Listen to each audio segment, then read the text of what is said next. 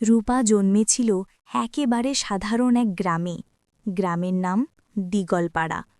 কাঁচা রাস্তা, চারদিকে সবুজ ধানক্ষেত আর ভোরে ভেসে আসা পাখির ডাক।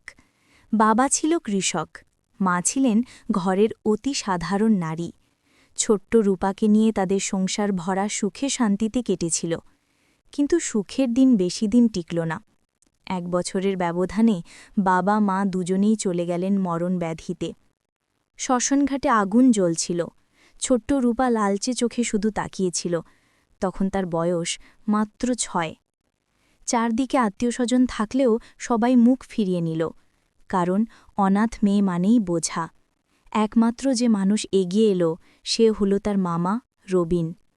রবিন তখনও অবিবাহিত, বয়স 30-এর কাছাকাছি। নিজের ছোট্ট ঘরে অল্প জমি নিয়ে কষ্টে জীবন কাটাচ্ছিল। তবু সে রূপাকে বুকে টেনে নিল। চিন্তা করিস না মা, আমি আছি, তুই আমার চোখের মণি। এই কথাটা শুনে রূপা তার বুকের ভেতর জমে থাকা কান্না ছেড়ে দিল। সেই দিন থেকে মামাই হয়ে উঠল তার অভিভাবক, তার ভরসা, তার একমাত্র পৃথিবী। রবিনের সংসার ছিল খড়ের ঘরে, পাশে ছোট সবজি বাগান। দিনের পর দিন সে হাড়ভাঙ্গা খেটে জমি চাষ করত, বাজারে কাজ করত। নিজের খাওয়ায় যতই অভাব থাকুক, রূপাকে কখনো খালি পেটে শুতে দেয়নি। গ্রামবাসী বলতো, রবিন বিয়ে করল না শুধু ভাইজির জন্য। এমন মানুষ আজকাল কোথায়? রূপা মামাকে দেখে ভাবত, আমার যদি বাবা মা থাকত তারাও হয়তো এমন করত। মামা শুধু অভিভাবক নয়, সে আমার জীবন। সময় কেটে গেল।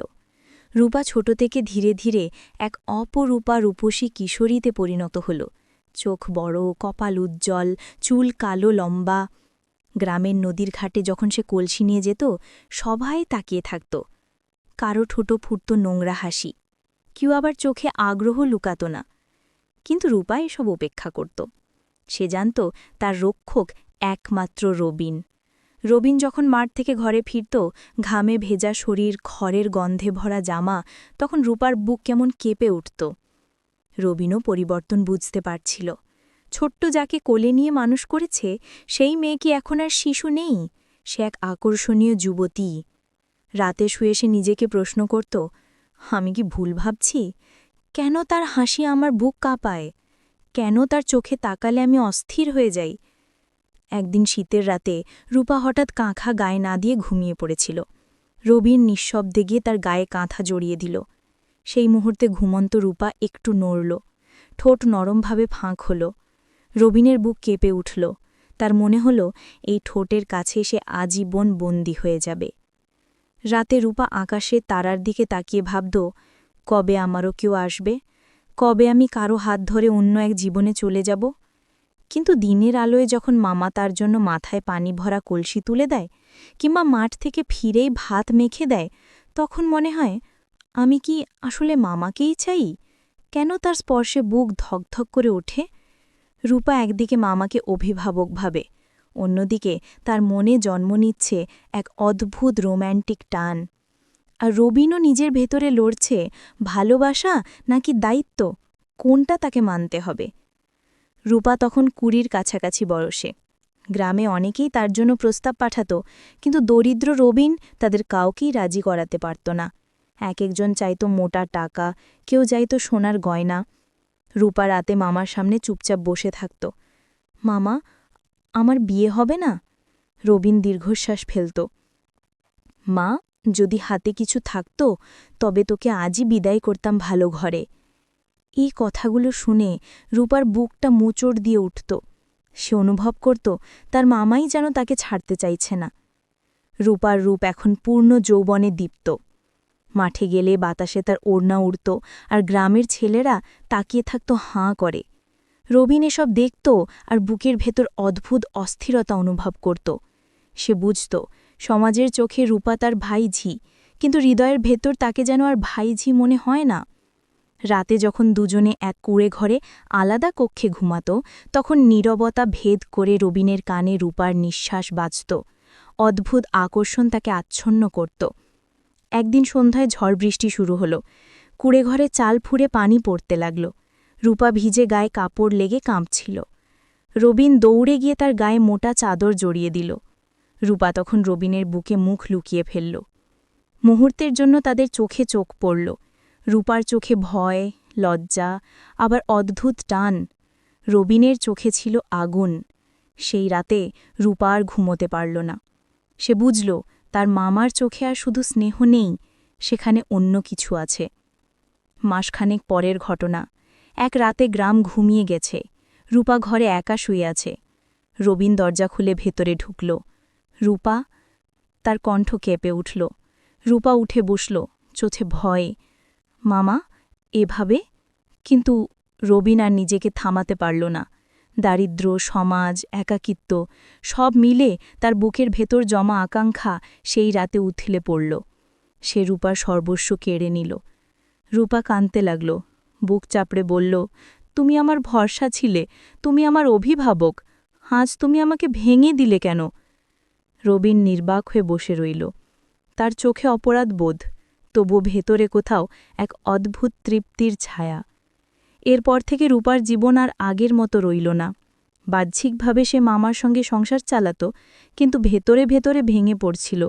রাতে নিঃশব্দ কান্না ভিজিয়ে দিত তার বালিশ। একদিকে মামার প্রতি কৃতজ্ঞতা, কারণ সেই তাকে মানুষ করেছে। অন্যদিকে প্রচণ্ড ঘৃণা, কারণ সেই মামাই কেড়ে নিয়েছে তার নিষ্পাপ যৌবন।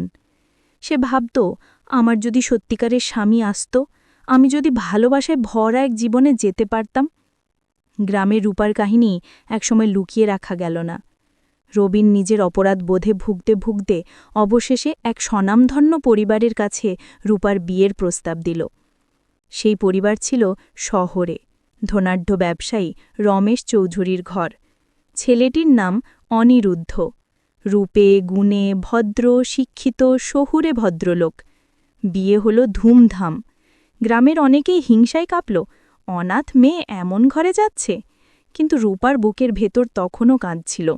সে জানত তার শরীর ও মন আগেই কলুষিত হয়েছে। প্রথম রাতেই অনিরুদ্ধ রূপার হাত ধরে বলল, তুমি আমার জীবনের শ্রেষ্ঠ উপহার। তোমার চোখে আমি আমার ভবিষ্যৎ দেখি। রূপার বুক কেঁপে উঠল, তার চোখ ভিজে গেল অশ্রুতে। অনিরুদ্ধ ভেবেছিল এটি খুশির কান্না, কিন্তু রূপা জানত এর ভেতর লুকিয়ে আছে ভয়ের পাহাড়। ধীরে ধীরে অনিরুদ্ধ তাকে ভালোবাসা দিয়ে কাছে টেনে নিল। শহরের আলোকিত ঘরে, সাজানো বিছানায় যখন অনিরুদ্ধ তার ঠোঁটে ঠোঁট রাখল, রূপার মনে হল এই তো সেই স্বপ্নের মুহূর্ত যেটা আমি ছোট থেকে চেয়েছি। তার শরীর জুড়ে আগুনের শিহরণ বয়ে গেল। প্রথমবারের মতো সে ভালোবাসাকে রোম্যান্টিক উত্তাপে অনুভব করল। কিন্তু যখনই অনিরুদ্ধ ঘুমিয়ে পড়ত, রূপার নীরবে চোখ মুছত। মনে পড়ত সেই ঝড়ের রাত, সেই মুহূর্ত যখন মামা রবিন তার নিষ্পাপ যৌবন কেড়ে নিয়েছিল। শহরে সাজানো ঘরে বসেও সে অনুভব করত, আমি কি সত্যিই পবিত্র? আমি কি স্বামীর সামনে সত্যিটা বলতে পারব? প্রতিটা রোম্যান্টিক মুহূর্তের পর তার বুক ফেটে কান্না আসত। কখনো স্বামীর বুকে মাথা রেখে সে হঠাৎ হাউমাউ করে কেঁদে উঠত। অনিরুদ্ধ বিস্মিত হয়ে জিজ্ঞাসা করত, কি হয়েছে রূপা? আমি কি তোমায় কষ্ট দিচ্ছি? রূপা শুধু মাথা নাড়ত, কিন্তু সত্যিটা বলার সাহস পেত না। একদিন অনিরুদ্ধ তাকে জোর করে কাছে টেনে নিল। তার চোখের দিকে চেয়ে বলল, রূপা, আমি তোমার চোখে এমন এক কান্না দেখি যে আমার কারণে নয়। তুমি কি আমাকে কিছু বলতে চাও? রূপা ভেঙে পড়ল। কাঁপতে কাঁপতে সব ঘটনা খুলে বলল। মা বাবার মৃত্যু, মামা রবিনের দারিদ্র্য, আর সেই ভয়ঙ্কর রাত। শুনে অনিরুদ্ধ স্তব্ধ হয়ে গেল।